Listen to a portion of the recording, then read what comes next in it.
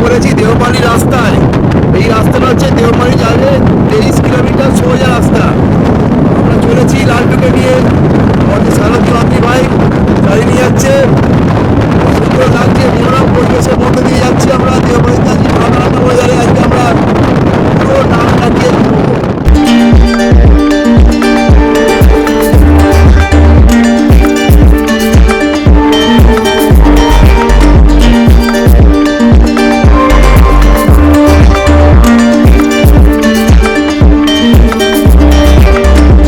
চলে এসেছি Deomali, Deomali view point. অনবদ্য একটা সুন্দর জায়গা। এখানে আমাদের লালটু দাঁড়িয়ে আছে, আর এই সেই ওয়াচ টাওয়ার। আর এখানে অনেকে আছে দেখবেন যে টেন্ট ফেলে আছেন, ঠিক আছে, টেন্ট ফেলে এখানে আছেন। আর ওই দূরে দেখা যাচ্ছে একটা হোটেল, একদম দূরে। বাপরে, দারুণ হোটেল। আমি দেখি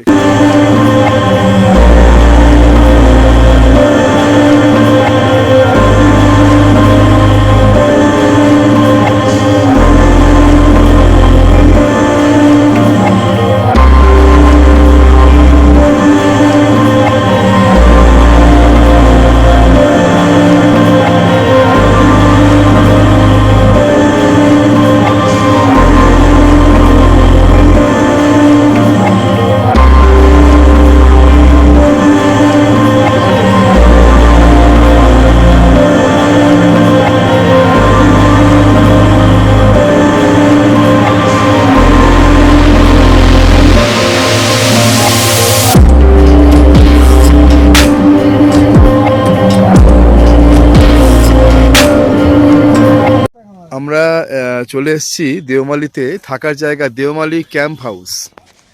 দেওমালি ক্যাম্প হাউসে থাকার জায়গা পেয়েছি, ঘর পেয়েছি। লালটু অলরেডি ঢুকে গেছে, ঠিক আছে।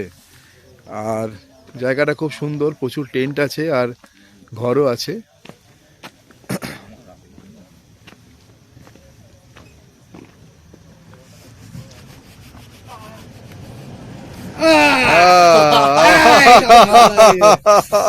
এইটা আমার মনের কথাটা লক করলে কেন? মালবার করবো না।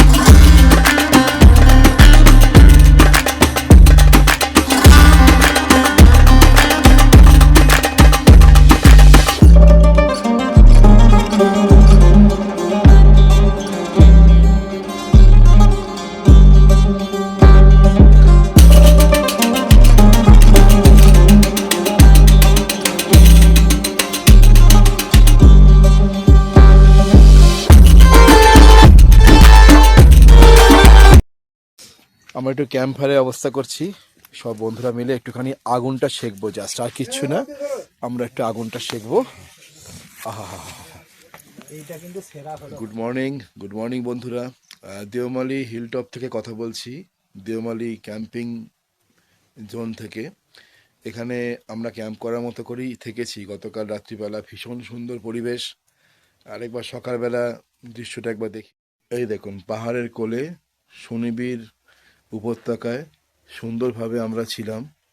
এই ছিল আমাদের ঘর। ঘরটা একটু বাইরে থেকে দেখাচ্ছি। এই ছিল আমাদের ঘর, একদম first class, well maintained, well decorated. এখানে আমরা ছিলাম। আর এবারে ওই রাস্তাটা দেখছেন, ওখানে গেলে পরেই দেওমালি হিল টপ।